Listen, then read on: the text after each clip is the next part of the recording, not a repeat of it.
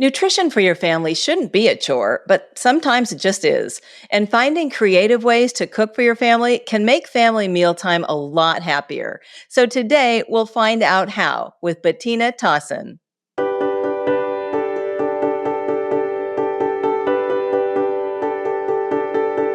Welcome to Total Health Talks, your Cook County Health podcast, where we empower your journey to better health. I'm your host, Maggie McKay, and today we're going to talk with Bettina Tahsin, Network Diabetes Program Manager, Cook County Health, Division of Endocrinology, about creating healthier, happier family meals. Thank you so much for being here, Bettina. Great. Thank you for having me. I think so many people can relate to this because when you have a family, no matter how big or small, every day you have to come out with creative ideas that, the whole family is going to like. And that is no easy feat. So why are family meals so important? Family meals are just so powerful. Done right, they can lead to a tremendous sense of well-being, both physically and emotionally. They are times where you can gather with loved ones to connect, hear how their days are going, and at the same time, they can promote good health because you're providing nourishing food. And for instance, you're helping children learn how to eat healthy at the table in real time. At the same time, they can be very stressful because of a number of different reasons, such as children who are picky eaters or incorporating family members who may have health problems. But again, done right, they can be tremendously powerful. And what are some of the challenges in creating healthy family meals? Because they are there for sure. Exactly. So, for a lot of people, planning family meals can feel very overwhelming. I've got to find a time when the family can get together. I've got to shop, cook. I've got to figure out what to make, how to pay for it. I may feel, for instance, very like my cooking skills are not what they could be. And I want to make sure that the food that is at the table is food that everybody enjoys. And how can families identify what will work best for them, including like adjusting for dietary and cultural preferences too, as well as available food budget, time, and the kitchen skills, and what food is available to you in your neighborhood? So, for successful family meals, probably the first and most important step is listening. One of the obstacles sometimes to that, or two of the obstacles sometimes to that, is these are people that I really care about and I know really well. And so I might be making assumptions about what they will enjoy, not enjoy. So I may not be listening and asking. And secondly, because I care about these people so much, I might have some anxiety about what they're eating. So, for instance, with my children, I might be anxious that they're not eating enough food to grow and be healthy. Or if I have family members who are not healthy, I will be concerned about what they are and are not eating. So, some of those are obstacles that will keep me from listening. But if I truly am open and talking with my family members, I might come up with solutions that will work for the people that I really care about. I remember when my son was little, he didn't like every single meal. And I said, you know what? We're a family. You're not going to love every single meal every night of the year for years and years. That's just the way it is. However, what are some easy changes toward creating healthier family meals? Oh, with children especially. So, the great thing about kids is they are very adaptable. So, a kid may, for instance, hate carrots now, but the next time you give them to them, they might enjoy it the next time you give it to them. I have a coworker, for instance, who said he was a very picky eater when he was a child. And I asked him, I said, what would have helped you when you were a kid? And he said, one, people thought it was the taste of food that I had a problem with when it was really the texture.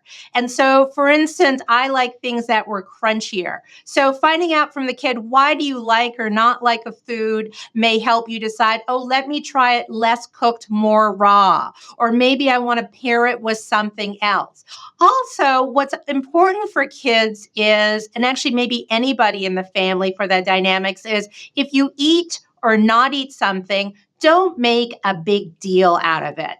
Today, I don't like the broccoli. Okay, today we're not going to have broccoli. Tomorrow, maybe I do it in a different preparation, or I have it in smaller pieces, less cooked or more cooked. They ate it. Again, don't make a big deal out of it. Some days I'll eat something, some days I won't. And as a parent, for instance, you'll be like, you are the person who decides this is what's going to be served at the table, but the person eating it gets to decide how much of it am I going to eat? And let's not get into a battle about it. The food is there. They can decide to eat it or not. The next day, they may choose to eat something else.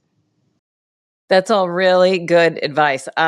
When I was growing up, it was old school, and my parents said, you have to finish everything on your plate. And it was a standoff. Like my dad would sit with me until I finished or didn't. My mom would do the dishes and leave, and my siblings went their way. And then my dad would see that I was not going to finish it. So he was kind of on my side. And we wouldn't say anything. We wouldn't say I finished, but we just put it down the disposal, which probably is not okay. But I love that idea to say, like, not everyone's going to eat everything every day. And that's just the way it is. So that's a really good thing to keep in mind. Bettina, what are some behaviors or environmental changes that will lead to more family mealtime enjoyment? So, we are definitely living in the age of distraction. And a good family meal can help fight against that because in the age of distraction, we're also very isolated and alone. So, what we want to be doing is minimizing distractions. We want to turn off the TV. We want to put away phones and tablets. This is a time to be together as a family. And again, other things that we want to do to make the environment of the family meal more enjoyable is, again, we want to be promoting that I decide what I'm going to eat. So one way to do that is to maybe present a deconstructed meal, like family style. Where so in family style, there'll be like a bowl of the whole grains, a pot of the veggies or the stew, the platter of whatever the protein is, and each person gets to decide what goes on the plate. So everything is I'm the person eating it. I get to enjoy. And then there's less stress for me. I can be more engaged in the conversation like that. And also, in terms of the environment, I want to be providing a meal that maybe everybody pitched in to help create. So I want it to be something where it's not like a server. This is not a restaurant. This is a family meal. So I want to make sure it was set up in such a way where everybody feels like they had a hand in the family meal. We've all agreed this is what we're having. We can enjoy it together as a family. I love that family style idea. That takes care of a lot of issues right there. What are some resources available to improve access to healthier food? Because earlier I mentioned, depending upon where you live, you may not have, Sprouts or Whole Foods available to you. So what are some resources? So when you are talking about accessible food, right now, cost of food costs are very high. So there are more and more families who may not be able to afford healthy foods. So the first thing is, depending upon your eligibility, is make sure that you are accessing all of the resources that are available to you. For instance, sign up for SNAP, which are the supplemental nutrition programs to make sure you're getting the extra money that the government affords. The Chicago Food Depository, if you think that you want to be accessing pantries, on the Chicago Food Depository's website, they have a listing by zip code of what are some of the available pantries. Also consider other options such as community gardens, foods through there. Also learn how to shop the sales, buy your produce in season because those are the most affordable. And then also both to help put together healthier meals faster, but also foods that will keep longer. For instance, with vegetables, people are like, if I buy the vegetables, they'll go bad. Well, frozen vegetables are very nutritious, frequently very affordable, and they will keep for longer, and I'll have them ready to put into meals as needed. So also when I make extra food, freeze the leftovers. Don't throw them out. Have them available frozen, because that is also another way to put together a meal later on is I can access what I've already either frozen, or if I'm really crafty, I've done some canning, or, make extra so I can have it for extra meals. And that's also a way to cut back on costs. Bettina, I wish I spoke with you before I got married and had kids. I mean, you should do a show. This is all like, it's not exact. It is. A lot of it is news to me. Like, I never would think of so many of these great suggestions. What are some resources available for creating healthier meals? Like ideas? Yeah. So fortunately, we live in a very resource rich environment. So obviously, the most obvious that most people will think of is there's Google, there's social media, there's YouTube. If I see a vegetable in the supermarket where I'm like, oh, I know the name of this, like I saw kohlrabi, what the heck do I do with kohlrabi? I just put it into Google and hundreds of different suggestions will come out.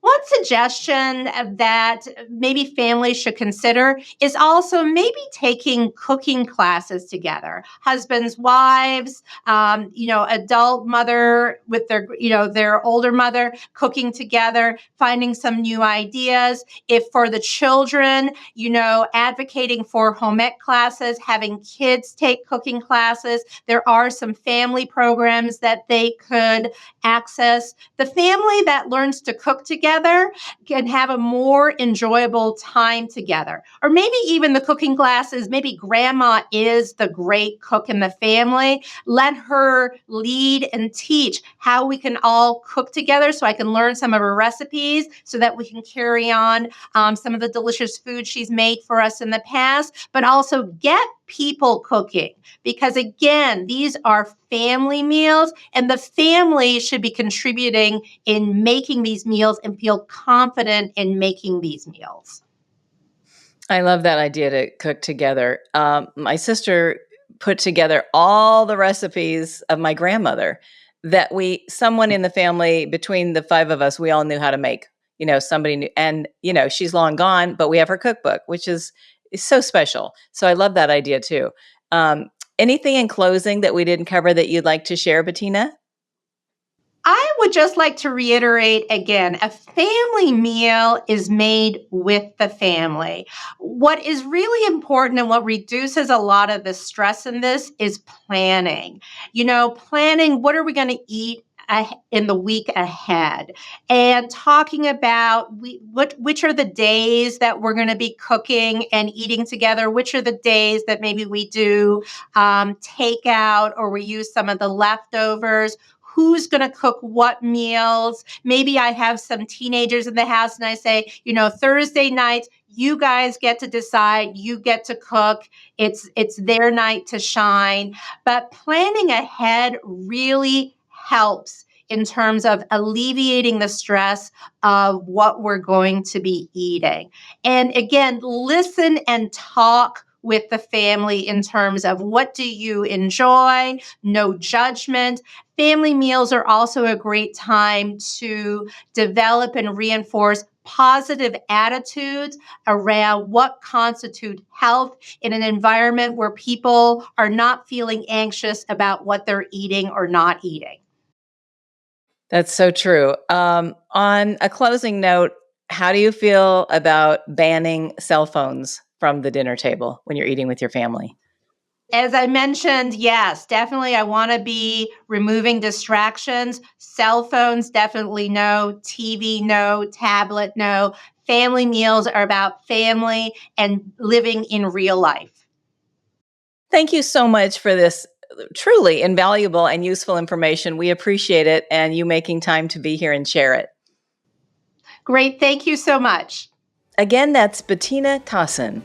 As we wrap up another insightful episode of Total Health Talks, make sure to visit cookcountyhealth.org/podcast and subscribe to our podcast, share, and connect with us on social media.